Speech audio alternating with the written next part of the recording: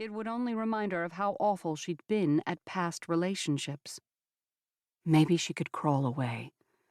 Though Lieutenant Toll had ordered all the camoufleurs to remain in place unless a civilian spotted them. Upon that occurrence, they were to assess their surroundings, select another hiding location, and try again. From what she could hear, the couple exchanged warm pleasantries and thankfully continued on. They hadn't noticed her. A smug smile lifted her lips. Clara wasn't slight of frame. No, she was taller and a bit more rounded than most of the other camoufleurs, which made her concealment a triumph. She hadn't always appreciated her height, but it had led her to learn not only to sew, but also design her own clothes, a skill that brought her to this place, helping the war effort. Just then, Clara's stomach decided to abandon its role as a vital organ and assume that of a jungle tiger. At least the couple was far from earshot. When had she last eaten? It didn't matter, she couldn't think of it, or... Another ravenous growl. She'd gained a lot more respect for the snipers who wore these camouflage suits. They camped out in no man's land for hours on end.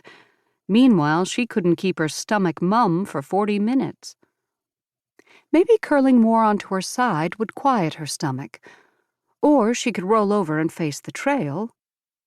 Right now, she aimed at the footbridge, which, through the sheer face covering, afforded a pretty view of the blossoming cherry trees.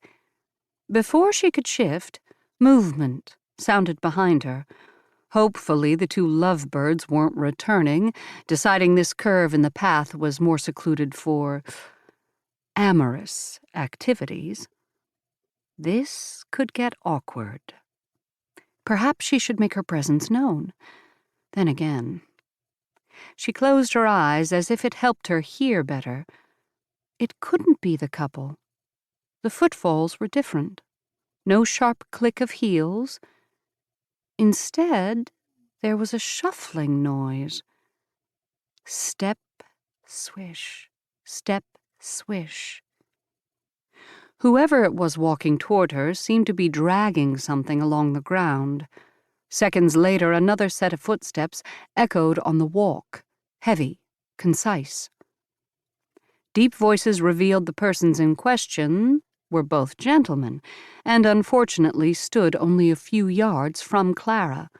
She wasn't one to eavesdrop, though even if she wanted to, she couldn't, not fully anyway, because the men conversed in German, which shouldn't be alarming except their hushed tones and shifty inflections almost suggested they were conniving something. Her parents' longtime housekeeper, Liesel, was from Germany.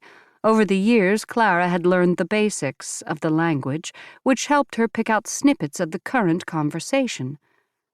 She listened closely, able to identify the words crowd, April, island, and attack. She sucked in a breath. Island and attack. Her mind spun to the incident at Black Tom Island 2 years ago. Located in New York Harbor, it had been the largest munitions depot in the country. Though ruled an accident, it was widely suspected German agents had blown it up. The massive explosion killed a handful of people, destroyed $20 million worth of military supplies, and rocked the ground like an earthquake, sending tremors as far as Philadelphia. The shrapnel even embedded into the Statue of Liberty, closing it down for a while. Could these men be planning an attack? On Ellis Island, maybe? There were always crowds. Or what about Staten Island, Long Island? Her gut clenched. This was awful. She needed to warn someone. But what would she tell them exactly? The men finished their conversation, and she forced herself to remain still until their footfalls faded. Maybe they'd go in the direction of the bridge, so she could get a good glimpse of them. But no such luck. They retreated the way they'd come. She kept curled on the damp ground for a few more minutes, ensuring all was clear.